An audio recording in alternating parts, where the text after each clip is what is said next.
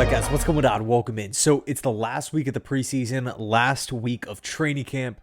Before, of course, we start getting rolling, start preparing for the Pittsburgh Steelers. The regular season is almost here, man. It's right around the corner. I cannot freaking wait. Pittsburgh coming to MetLife Stadium week 1 should be crazy, but no joint practices with the Eagles this week, so we have to make sure that these count. But before we dive into the practice, I wanted to actually take a look at a tweet made by Eric Allen. He had a lot of takes on what he's seen so far from this Jets team, a lot of takeaways, and I wanted to personally look at a couple because I felt like overall the tweet was really refreshing to read. It felt very realistic, objective, and a macro look at the 2025 New York Jets training camp. So he starts by saying, Aaron Glenn is going to let you know exactly where he stands. After Jets Giants, he used the words sloppy and undisciplined to talk about his team, and then added winning teams always play to a standard. He goes on to say, anticipate a crisp workout on Tuesday. Aaron Glenn does not have to repeat himself. By the way, that's exactly what we saw. Point number 3, he says Justin Fields has led 3 drives in preseason play. The Jets scored on 2 of them. He's attempted just 9 passes. He's just played for the first time with his rookie tight end, and the Jets have a lot of competition at wide receiver spots after Garrett Wilson. New team, new system, new coordinator, new everything. There is a learning process here. And again, it felt very refreshing reading that. Especially in that third point, talking about Justin Fields, not stating opinions, stating facts, especially when the narrative right now from the media is the sky's falling, the Jets should be in panic mode. Oh my God, this passing attack is horrible. A very down-to-earth approach here. Let's move on. He says, do not think for a second that Aaron Glenn and Tanner Engstrand or any of the Jets coaches are scheming opponents in the preseason. Exactly, right? This is kind of what we were talking about a couple days back, where it's like it, and this was in regards to Jackson Dart in the second half, just a very vanilla defense, right? I mean, we saw the Buffalo Bills lose 38-0 the other night against the Chicago Bears. We saw the Bengals offensive line and Joe Burrow running around last night against Washington. Like, the preseason is the preseason. And I understand it's the Jets. There's a lot of newness. We're coming off a horrible season last year with so much dysfunction pretty much at every turn. So with that understanding, there's of course going to be a lot of uncertainty, a lot of question marks. But it's to look at these Jets preseason games and say, oh, Tanner Engstrand did a masterful job calling plays in that first game, and then what was he thinking in the second game? Like, there's really.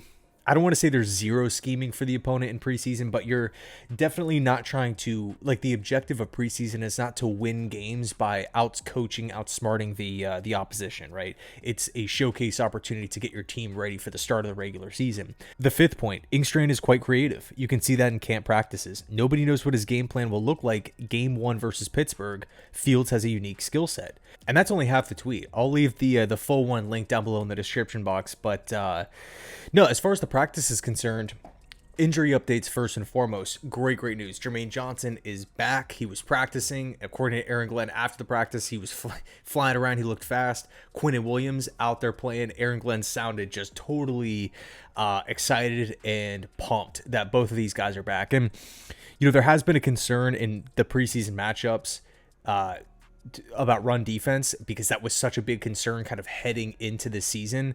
Do we have the talent? Do we have the run stuffers? I mean, we look at what happened last season. It was not good at all.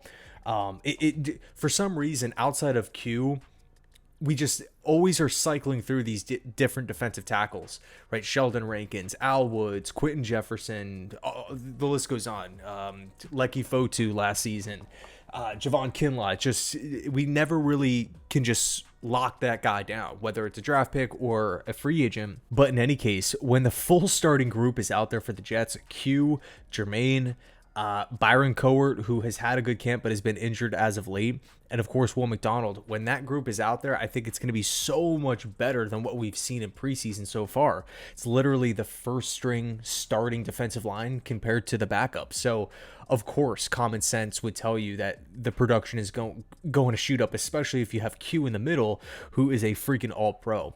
But yeah, outside of both of those guys, Sauce was out there. According to Glenn, his leg got kicked, but he's going to be okay. A big one, Azari Thomas, it looks like he's back as well. Really positive stuff. Now, as far as the practice goes, how did Justin Fields perform? How did he respond? That was kind of the big question coming into today's practice following the Giants' loss.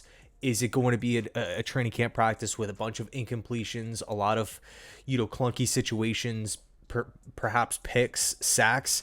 Wasn't the case. Fields responded really well. It felt like every couple minutes you had a reporter talking about a nice pass here, a nice pass there, whether the ball's coming out quick, whether it's a deep shot down the field to Garrett Wilson, him getting in the end zone, Andrew Beck connecting for a TD. According to reporters, he was making quick decisions. He was efficient with the football, getting multiple guys involved. Tyler Johnson, Garrett Wilson, Rucker, Josh Reynolds, lots of guys touching the football today, which is a positive. In 7-on-7s, he looked good. 11-on-11s, he looked good.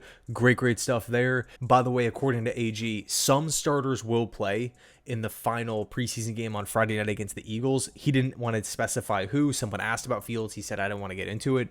Quick little bullet point, just thought on that.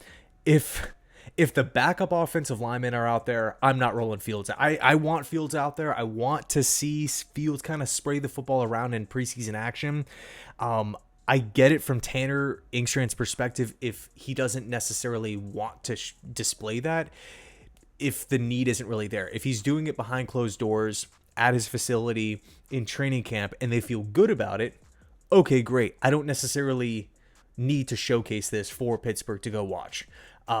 There's no point in getting creative in the preseason. But if that belief is not there, or if it's still a question mark, or if it's like, Fields can maybe get a little bit better here, just put Fields out there and let him sling it. It's preseason. The games don't matter. Use this as an opportunity to get free reps, free repetitions with no repercussions, really. So again, we don't know who's going to be out there, which starters should be. If it was me, I'm rolling Fields out. I'm rolling the starters out there. At the very least for 2 drives. Will we see that? I'm not sure. But yeah, long story short, Justin Fields, very impressive today. Tomorrow, though, if we don't see him in that Friday game, tomorrow's the last training camp practice. And then from that point on, it's the real deal. NFL full-on practices, getting ready for that Steelers game in a couple of weeks. Who are the other standouts? Garrett Wilson supposedly was awesome, making numerous plays today, whether it was a catch, whether it was him making a play with the football in his hands, putting someone on skates. Arian Smith had a really nice day. Brady Cook looked efficient. Jermaine Johnson had a sack in his first practice back, which is just so cool, right? Because we've really needed, like, the pass rush just has not really been there through preseason. And I don't know, like, you're looking at defensive end, it's just like we haven't really heard much from Rashad Weaver. Michael Clemens, according to Steve Wilkes, has had a good camp, but, as far as actually showing up, he's been here for a couple years. I just need to see it to believe it at this point in the regular season, because we've heard Clemens has had good camps before in the past. So yeah, overall good practice, no major injuries, another plus. Again, last practice tomorrow should be a lot of fun. Let me know your thoughts down below. Thanks so much, and as always, go Jets.